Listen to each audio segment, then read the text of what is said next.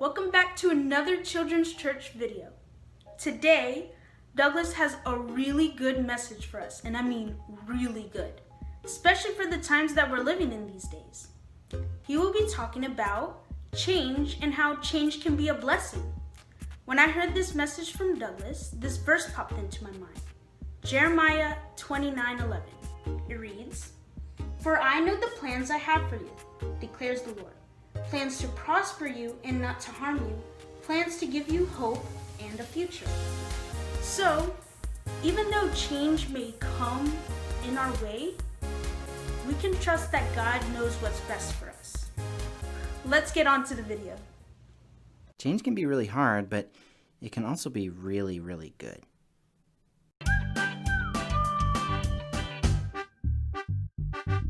Hey guys, it's me again, Douglas, and today I wanted to talk to you guys about change. Yeah, specifically like entering a new chapter in your life. And for me, sometimes I wish that things would always stay the same, right? Because it can be really hard doing something new. And for kids, we're doing new stuff all the time. Every year you move up to a new grade in school. And so you're going to have new teachers at school or at church, and you're going to have new stuff that you got to learn, and you're going to have new rules that you got to follow. Sometimes you're going to be interacting with brand new people, and you got to make new friends. It can be really, really hard. But God can really bless you through change. With the new challenges in your life, God can bring new blessings. In the Old Testament, in the story of Moses, God's chosen people, the Israelites, were slaves in Egypt. And God sent Moses to go save them, to go get them out of Egypt and take them to someplace new. And God had prepared this new place for them, and they called it the Promised Land. And God said that it would be beautiful and that it would be really, really good land for growing food and for living in, and it was going to be just wonderful. Well, after the Israelites were out in the desert for a while, they finally got to the Promised Land. And when the Israelites finally reached the Promised Land, they found out that there were people who were already living there. And so they sent 12 spies to go into the Promised Land to see if it was really as good as God said it would be, and also to see if they would be able to conquer these people and to take the land that God had promised them. And they went and they found out that, the land was just as beautiful and just as wonderful as God said it would be. And they even brought back some of the fruit that they found there, and the fruit was so good and so delicious. And they brought back a grape cluster that was so big that 2 people had to carry it together.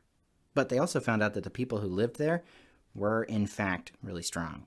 They had strong armies and cities with big, strong walls, and they even found some giants, like literal giants, like related to Goliath-type giants. And so when the spies came back to give their report, they said, the land is just as good as God said it would be. But 10 of those 12 spies said that they could not go get the Promised Land, that they would not be able to fight the people that were already there. Yeah, the place was good, but they couldn't go get it. But 2 of those spies, Caleb and Joshua, said, "What are you guys talking about? Yeah, the land is just as good as God said it would be. And yes, there are people there, and yes, they are very strong, but God said he would give us this land. And if he says he's going to do something, he's going to do it." And so those 10 spies, they went and they convinced a ton of Israelites that they could not go into the Promised Land. And so you know what? They didn't get to go to the Promised Land. Caleb and Joshua did, but all those people who thought that God could not bless them like he said he could, the people who focused only on the bad stuff, they didn't get any of the good stuff. Their kids did, with Caleb and Joshua, but they didn't.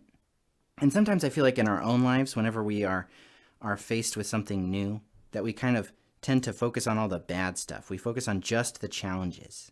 And we don't think about the good things that God can bring from this new chapter in our lives. And if we totally focus on the bad, we can end up missing all the good. And so my challenge to you guys today is that if you are entering a new chapter in your life, that you would not focus on the challenges, but that you would focus on the blessings that God can bring you. It's not about pretending that there's nothing bad that comes from change, right? There's no challenge that comes from change, because there totally is. But with God's help, I know you can overcome it. You ever heard the story of Joshua in the battle at Jericho? Yeah, Joshua went to Jericho, which was in the Promised Land, and Jericho was a giant walled city, and the walls were so strong, Israel would have never been able to knock those walls down. So God did it for them. And with any change, with anything new, there will be challenges. But I really believe that God can bless you through that change. So whether you're moving to a new home, or you're starting a new school year, or there's any other kind of big change in your life, I really hope that you will face the challenges that they bring, knowing that God is on your side, and that you would take hold of the blessings that God has in store for you.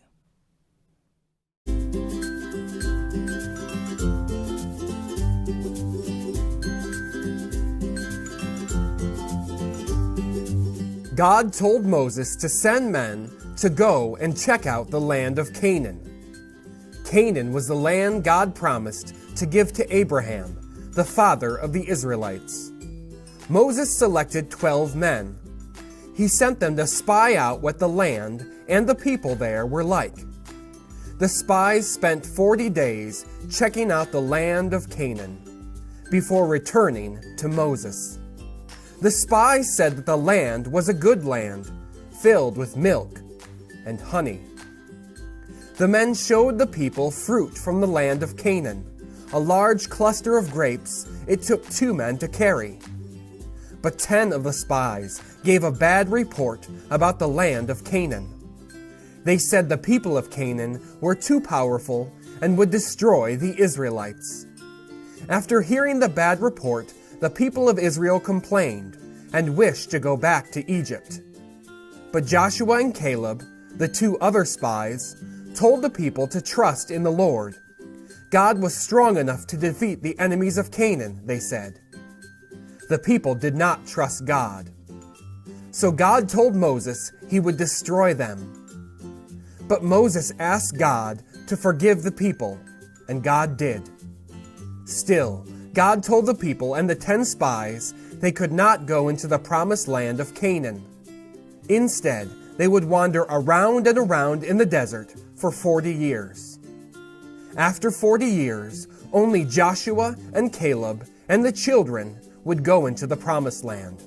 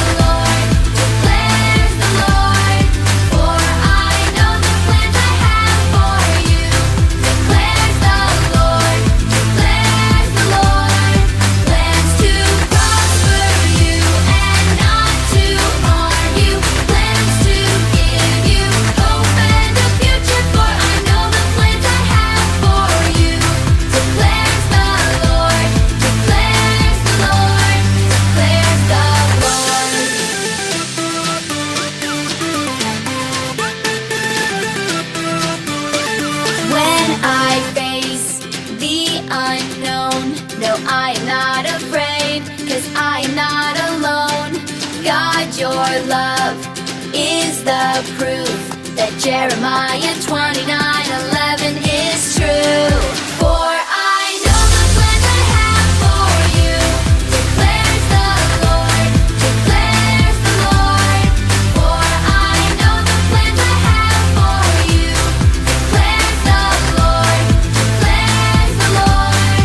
Plans to prosper you and not to harm you, plans to give you hope and a future. For I know the plans I have for you, declares the Lord, declares the Lord, declares the Lord. Then you will call on me and come and pray to me, and I will listen to you. You will seek me and find me when you seek me with all your heart. Declares the Lord, declares the Lord, declares the Lord, declares the Lord. For I know the plans I have for you, declares the Lord, declares the Lord. For I know the plans I have for you, declares the Lord, declares the Lord. Plans to prosper you and not to harm you, plans to give you hope and a future. For I know the plans I have for you, declares the Lord, declares the Lord, declares the Lord, declares the